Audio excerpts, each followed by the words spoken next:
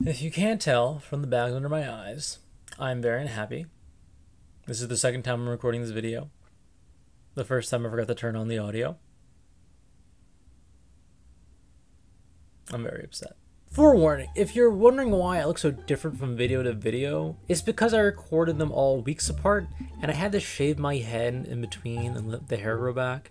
Terrible business that was. I miss my long hair. But that's okay, because I at least look presentable. I'm still making videos. I have a new one here today. Whenever this is, I can't keep track of dates anymore. I should sleep more. Everyone's heard of Tropes at this point. It's the situation, archetypes, and plot lines that you see repeatedly with different flavors whenever you watch a movie, read a book, play a video game, whatever. Everything. Everything has tropes. Everything is a trope. I am a trope. You are a trope. Everything is tropes. And to that end, I have decided that for the next 10 to 20 minutes I spend recording footage for this video, hopefully won't take any more than that, my favorite kind of trope are character tropes. The kinds of characters that you see repeatedly are the kinds of tropes we're talking about if the title of this video didn't make it obvious. I don't know why you question what this video is about. It's in the title. It's best character tropes or something like that. I might change it. I don't know. If I did change to something completely different, I'm not sorry. Oh, I guess you could be here because of YouTube autoplay. That is a realistic possibility. I was gonna do 10 tropes, but then I remembered how long it took me to edit the last video, so I brought it down to 5. And then I was thinking of ones I felt strong enough to write about that also definitely fit the flimsy premise of this video. And then it came down to 4. 4 is a weird number, but it's still better than 3. So I don't know what to tell you. You're free to complain, but I'm just gonna get started. Number 1, or I should say number 4, like the first one on the list I'm talking about, but number 4 in the ranking is the heart. Now, I was tempted to put the whole 5-man band on this list, but then this section would get really long and I wouldn't know where to place it. And I don't want to do this forever, like today, like forever today. I have stuff I want to do today. If you like fantasy, you know, because you have taste, you'll have some idea of what the 5-man band is. It's these classic character archetypes that when paired together into a group, usually 5 people, they create the most well-balanced character relationships. Or at least on average, in my opinion. I mean, there are a lot of good trios out there. In my experience reading and writing, I find that characters can only really be fleshed out by giving them at least 3 different and persistent character relationships that inform the reader of their character. When you have 5 characters traveling together, this becomes easier. From this consistent writing strategy, 5 archetypes have emerged and just never left. One of them being the heart, my second favorite. Yeah, I know, the heart is only my second favorite. And honestly, I think it's the most malleable role. It's not only my favorite because of the way it's displayed in media, but also just writing is really fun. The thing is, the archetypes of the 5-man band can be combined, twisted, and forgotten in any scenario. None of them are as malleable as the heart, because the heart is the emotional center. They're the character that the whole group loves and wants to protect the most. Except for maybe the Lancer, but the Lancer is usually a dick. That's kind of their thing. And the heart, in contrast, provides the emotional intelligence that often helps other characters find character development. When written well, 9 times out of 10, they're the only character you would 100% hang out with if they were real. And as for why they're so malleable, I think it's because they don't have to fit any mold the same way the other archetypes do. Like, there are many different ways to say someone is the emotional center of a friend group. But when you call someone the smart guy, this pretty much they're like the mage, the scientist, or just somebody who's, I guess, clever. Usually you're not the smart guy for being emotionally intelligent, you're the heart. Also, because they don't have to fit a mold, the heart can form a trio and a strong bond with any of the other characters of the 5-man band. Almost naturally though, to the nature of their character. The Lancer and the hero, by default, can't get along. At least until one of them finishes their character development, I guess. And both of those 2 archetypes find it hard to form character relationships with the smart guy and the tough guy. Sometimes, depending on the kind of hero or Lancer you have, they can only be friends with one of them, or at the very least, only really good friends with one of them, and just kind of like there. I've noticed that like in sometimes they have the 5-man band, the main character and like the smart guy or the tough guy, if those 3 aren't the trio, the main MC doesn't really care for both of them, if any of them. It's just something like, it's kind of weird thing that I noticed. I can't name any examples, but I feel like it happened.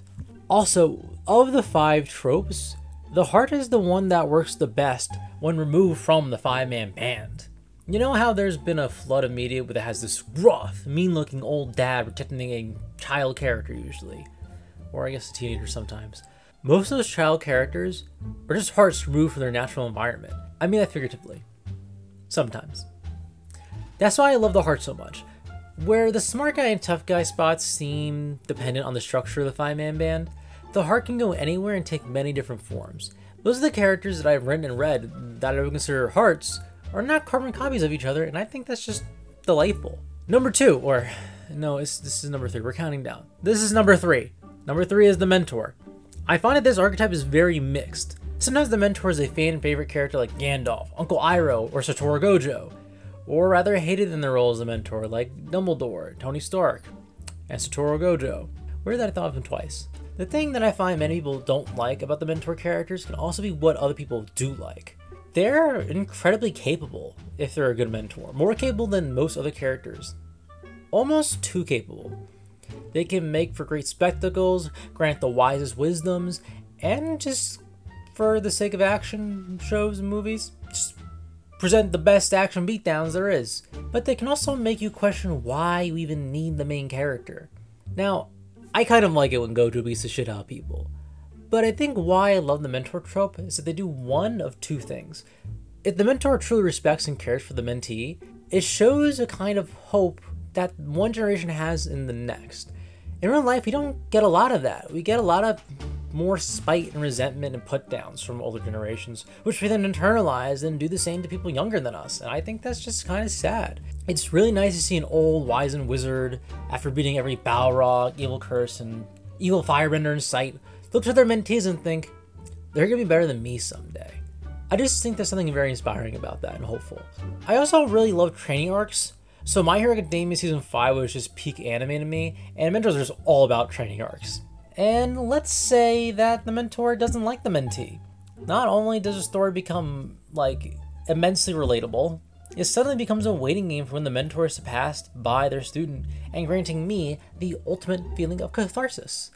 Unless, of course, the mentor dies before that happens, and then you wasted your shot. Number 2, as in 432, is the pure evil villain. Now, I know that deep, complex, and morally compromising villains are all the rage right now. They're usually pretty hot, sort of redeemable, can become anti-heroes later, and they're cool. Well, not really anymore, but that's a different topic. What I want, though, what I need is some good old-fashioned classic Disney villains. I don't need a surprise villain or someone who's just misunderstood. I love a villain who knows they're evil and owns it. They're so much more just fun. They're more fun than these, like, dark, deep, I say deep in quotation marks, depressing anti-heroes. And I know you're thinking, aren't just pure evil villains two-dimensional? Sometimes that's true. But if that were true half as often as people claim, there wouldn't be so many people ready to hop on the Joker's dick all the time. Pure evil does not have to be two-dimensional. It can be funny, trying, and terrifying. A character who is pure evil still has deep motivations. They're just psychotic and terrifying most of the time. They don't have to be realistic to be deep. Realism and being deep, they're not synonyms. They don't equal each other. You can be the most fantastical motivation possible and be incredibly deep entertaining. Case in point, Thanos in the comics, way deeper and more entertaining and interesting than Thanos in the movies will ever be. To be honest, I really enjoy it when characters suffer, and pure evil villains make that happen. Your dark, depressing heroes who are just anti-heroes in different clothing, they don't do that. They only go halfway. They puss out halfway through.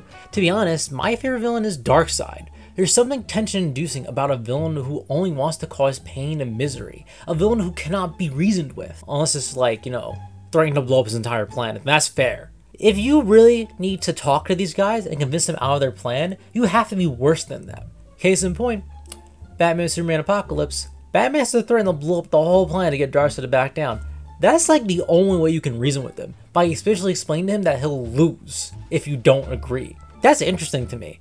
The idea of trying to abide by their moral compass only goes so far sometimes. There's some points where it's just great, right? Who doesn't love a Doofenshmirtz?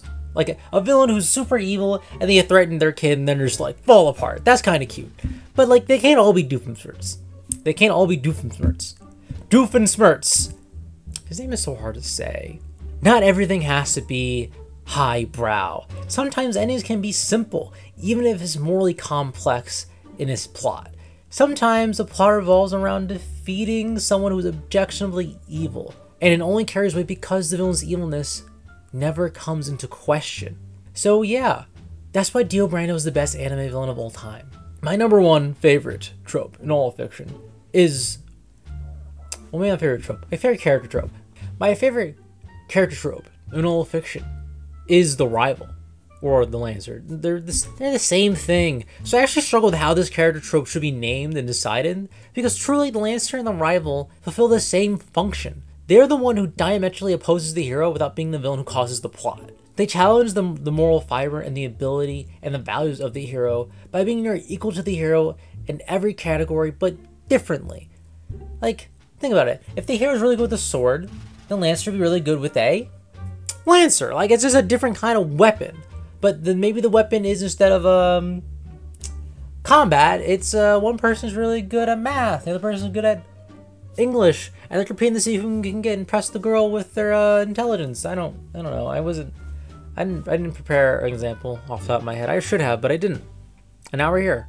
Most people, when they hear the term rival, know what I'm talking about. This is my favorite trope in the 5-man band because they're always the most abrasive and cause the pettiest problems in whatever story they're in. If your story lacks a Lancer in the friend group, your story's character dynamics might be pretty boring for me, or maybe everyone is just boning because they're all buddies, and sometimes that works too. If you're still not sure what a Lancer or a rival is though, let me name some examples. Sasuke is the Lancer to Naruto, Vegeta is the Lancer to Goku, Mustard is the Lancer to Ketchup, Pepsi is the Lancer to Coke, and the truly quintessential Lancer is Shadow the Hedgehog after Knuckles joins the friend group in preparation for Sonic Adventure 2, best platformer of all time! The rival is very rarely a full-on villain, but they can be at certain points. If there is a, you can actually have a rival for the villain. And it's a really cool nickname that I learned from Sarcastic Productions, where they call it the Dragon. The rival, what's the rival just called the Dragon? That sounds a lot better than just being called the rival. Why do they be evil be called the Dragon? Dragons are so cool. For the majority of the time, the rival is the benchmark against which the story measures the hero. Sometimes the Lancer is a bar for the hero to meet or a bar the hero must stay ahead of. The Lancer does so many things to engross you in the story and you don't even notice really. Why question if Joseph Joestar is cool before you meet Caesar Cephaly? Without Caesar, you only have a vacuum to judge the best JoJo against. But having the best JoBro at his side, you understand what makes Joseph cool, and also why he's not as cool as Caesar. And honestly, so many of them, so many of them are just assholes in the most entertaining way possible. I live for a good Lancer in the middle of his brooding time. Honestly, I think every protagonist needs a Lancer. Like, how do you get anything done? How do you grow as a person if there's not someone talking shit to you to your face 24/7? If you don't have a Lancer in your novel, you're wasting your time. Or not, you do you. Your story may not need it. I don't know what you're doing with your life. Write whatever you want to write. I can't tell you what to do. Who am I? I'm just a guy on the internet with opinions. And I may be right. I'm a dime a dozen. Do what you want. Lancer and rival? Best character trope ever. Closing thoughts on character tropes? Seriously, thank you for watching the video. I had fun writing this video. I can almost guarantee that I wanted to shoot myself as I edited and recorded this video. There are at least 3 things wrong with my hair that I'm sure only I'm going to notice, but thank you for sticking with me for so long. If you can't wait for more content, sorry. This is probably going to be something I only do every month and a half, maybe once a month if I'm lucky, and I probably won't be. I'm not an unlucky person. But it will happen eventually. I will get more videos out on this channel, and hopefully you will not hate them. So why don't you like and subscribe for more, and maybe check out the Something Central website and read some of my original stories. Like I've said, I'm a writer and I want people to read my stuff. A lot of the chapters are on my website right now for free, so check them out. I have one full book, and I'm really close to finishing 2 more books, but in terms of like uploading them on the website. So you got tons of stuff to read. Thank you for your time, and have a good night, or a good day, or good morning. I don't stalk you. I don't know what you do.